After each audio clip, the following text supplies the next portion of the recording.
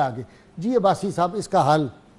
سر سب سے پہلے تو بسم اللہ الرحمن الرحیم، ایک محاورہ ہے انگریزی کا، beggars can not be choosers. ٹھیک، یہ معاشرے کوئی بھی اگر آپ دیکھیں تاریخی طور پر بھی، اور پاکستان کے ساتھ آزاد ہونے والی جتنی بھی ریاستیں آپ دیکھیں گے تو وہ کسی خودداری اور کسی انٹیگریٹی پہ کھڑے ہوتے ہیں، اور جو معاشرتی خودداری اور سماجی خودداری ہوتی ہے نا، یہ کولیکٹیو بیہیویئر کہا جاتا ہے۔ ٹھیک، تاریخی طور پہ اگر آپ دیکھیں تو نبی پاک صلی اللہ علیہ وسلم کے پاس ایک صحابی آئے، حضرت عوف رضی اللہ تعالیٰ عنہ، ان کے ساتھ کچھ صحابہ کرام اور تھے، تو نبی پاک صلی اللہ علیہ وسلم نے فرمایا کہ تم میری بیعت کیوں نہیں کرتے؟ انہوں نے فرمایا ہم نے یا رسول اللہ صلی اللہ علیہ وسلم آپ کی بیعت کی ہے۔ بیعت کی ہوئی ہے۔ آپ نے 3-4 دفعہ فرمایا کیوں نہیں کرتے؟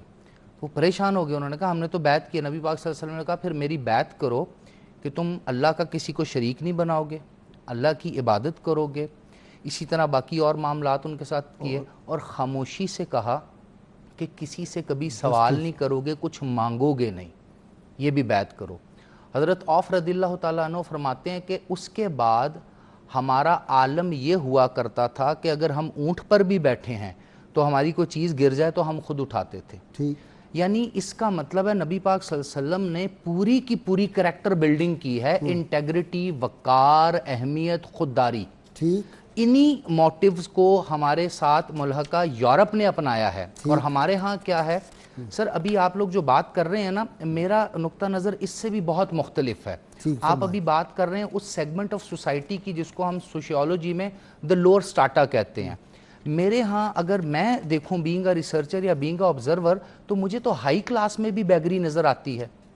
آپ پچھلے 4-5 سال کے سوشل میڈیا اور مین سٹریم میڈیا کے کلپس اٹھا لیں، یہ گڈ فرائیڈے، بلیسڈ فرائیڈے اور باقی جتنی سیلز لگتی ہیں، جس طرح سے وہاں لوگ اندر جاتے ہیں ان جگہوں پہ، جس طرح سے لوگ اس سیل کے لیے، شاپنگ مال کے لیے جاتے ہیں، یعنی it is some thing like that کہ ہمارا بیہیویئر یہ بن گیا ہے کہ جو چیز فری میں مل رہی ہے، جو چیز سستی مل رہی ہے، اس کے لیے ہماری عزت نفس بھی خراب ہو رہی ہے، اس کے لیے ہمیں ڈس ریسپیکٹ بھی کرنا پڑ رہا ہے۔ لیکن ویسے تلخ بات ہے اپنا پروفیسر عباسی، قومی سطح پر بھی قوموں کو اپنی انٹیگریٹی جو ہے نا وہ بھوکے رہ لیں، لیکن اپنی جو ہے نا عزت نفس اس کو قائم رکھنا پڑتا ہے۔ IMF کے سامنے اگر مختلف قومیں جائیں، مختلف ملک جائیں تو وہ تو بیکاری ہیں۔